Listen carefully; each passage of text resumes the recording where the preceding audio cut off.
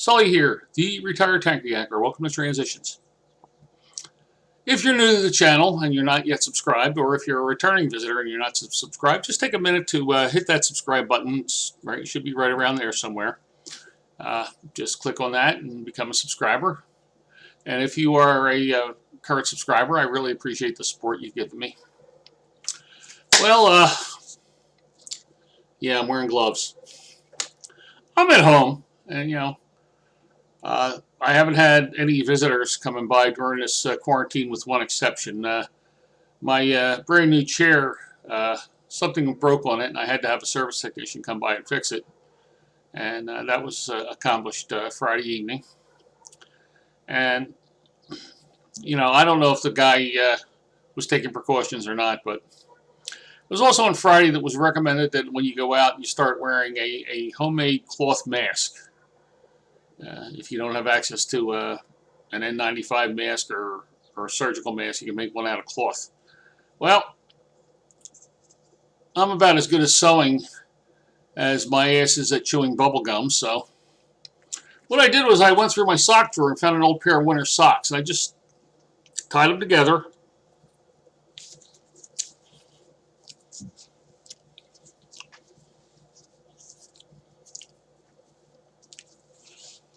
And they are clean, by the way. I did make sure that they were clean.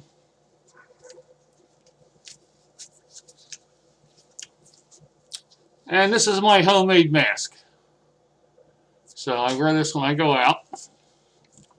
And I do have to go out a little bit later today. I have to make a quick run. It's within walking distance, too. It's to the Dollar Tree across the street from me, so...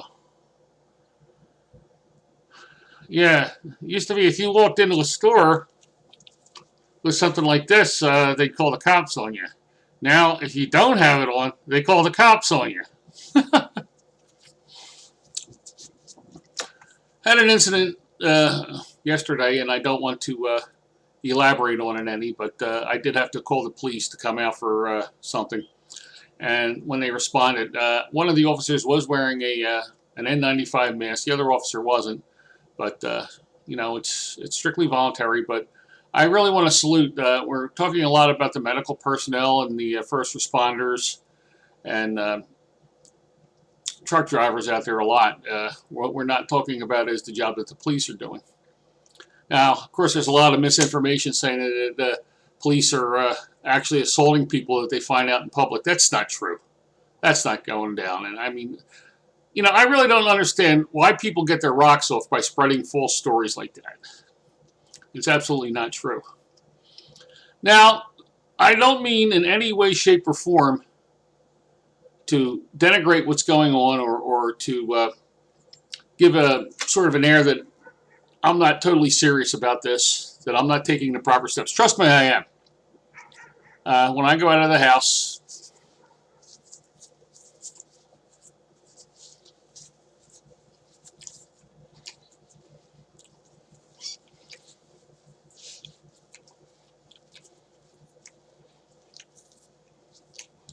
I will have this on.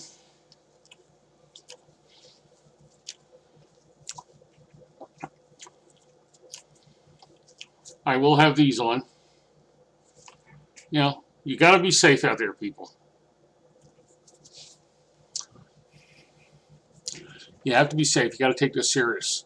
But the fact of the matter is, a lot of us are cooped up. A lot of us are getting cabin fever. And one of the best ways to get through this is to maintain your sense of humor.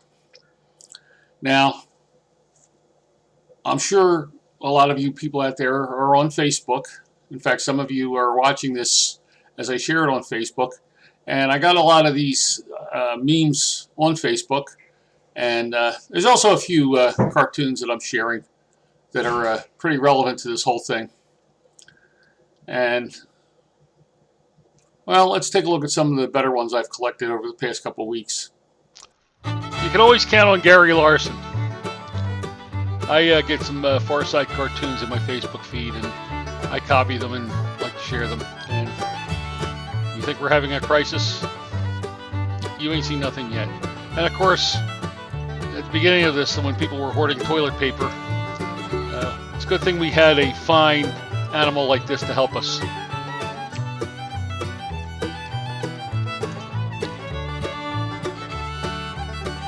Yeah, really. I imagine if you need that much, if you use 10 rolls of toilet paper a day, what's your problem? Yo, Adrian!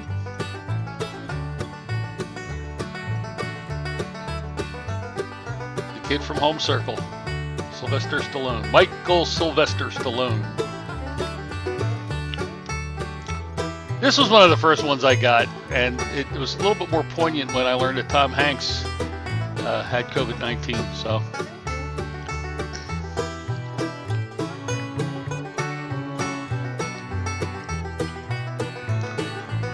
social distancing.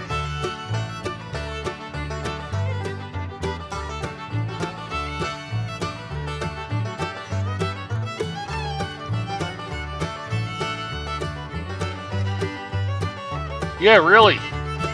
Come on, slackers, step up.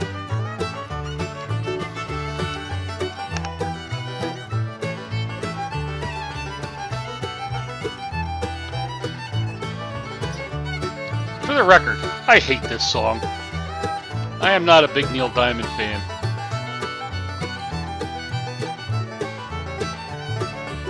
I'm sure this is going to piss off people from Boston, by the way.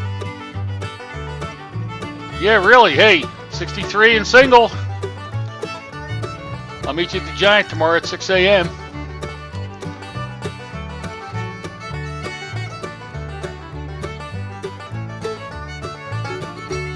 Now this one really hits. I mean, I remember the 25 years I drove that they said, all we got to do is shut down. Well, because truckers are still out there working. Oh yeah, this one. I got a kick out of this one.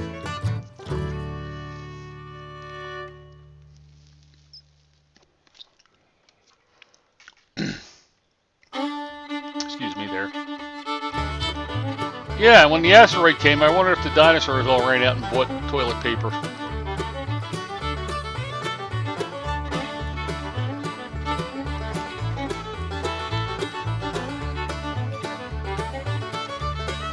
This was one of the first ones I got. For the record, John Travolta does not have COVID-19. At least I don't think he does. Yeah, what happens when the doctors go on strike? How are you going to read their picket signs?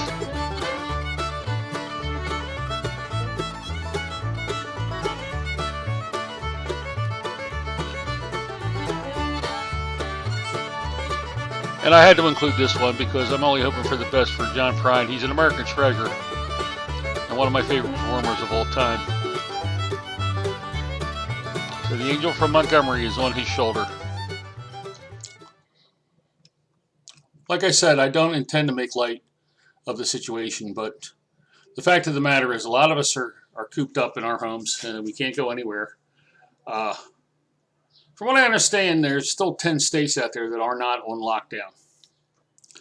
And I would encourage people from these states to press your governor to keep these things going. Now, we're not trying, I mean, I'm sick and tired of hearing all the conspiracy theories. They're just trying to control us. Stuff like that. I don't get it. I don't get it at all. People don't realize that this is a pandemic. We were warned about this. We saw it coming. And this country was woefully unprepared.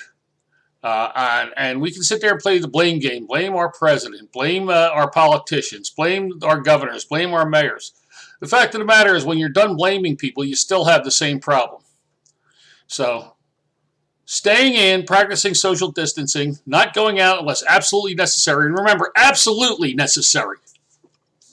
To get stuff that you need, to go to medical appointments. Now, there are times when you're going to want to go out just to get some exercise. That's fine. Just make sure you take the appropriate steps. Cover your mouth and nose.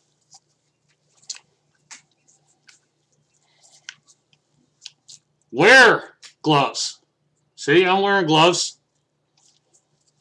Do these things. And you can sit there and blame everybody. This is not some conspiracy. It's not a hoax. It's not fake news.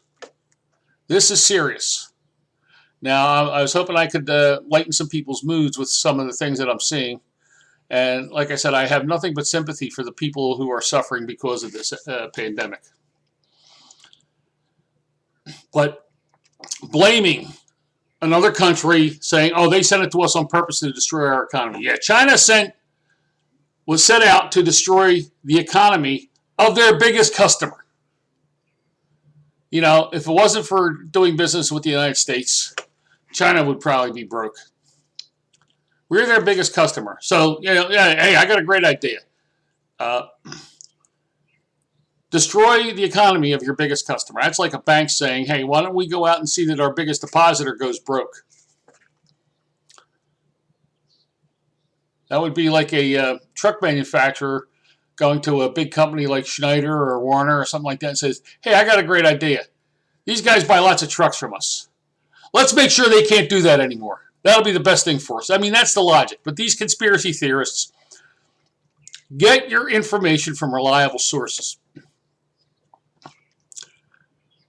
Get your information from scientists, from medical professionals, not because some guy on YouTube says, well, I heard that this virus really can't be spread. It's just a conspiracy. I think the most outrageous one was that a woman, and you can tell that these people are really stars of YouTube because they make videos in their cars.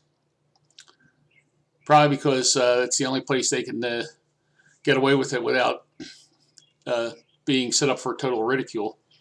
But that's neither here nor there. Woman was saying that human beings can't catch viruses.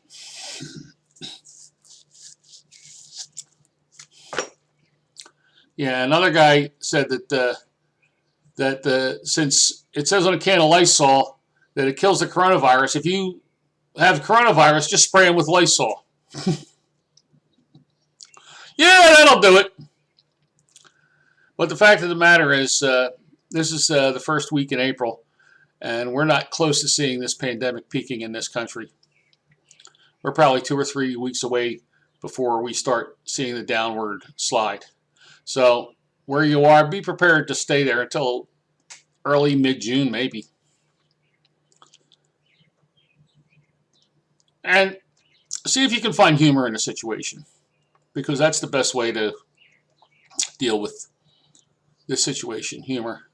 Now it's about 10:40 in the morning, so I've been up since 5 a.m. and I've already had about 4 cups of coffee. So wait one moment, please.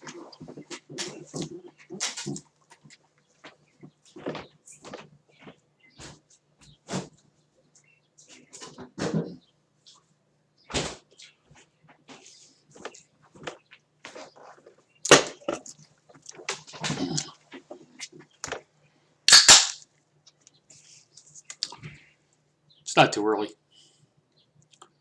And hey, it's 5 o'clock somewhere. I think it's 5 o'clock in Germany. But does it really make a difference when you have nowhere to go?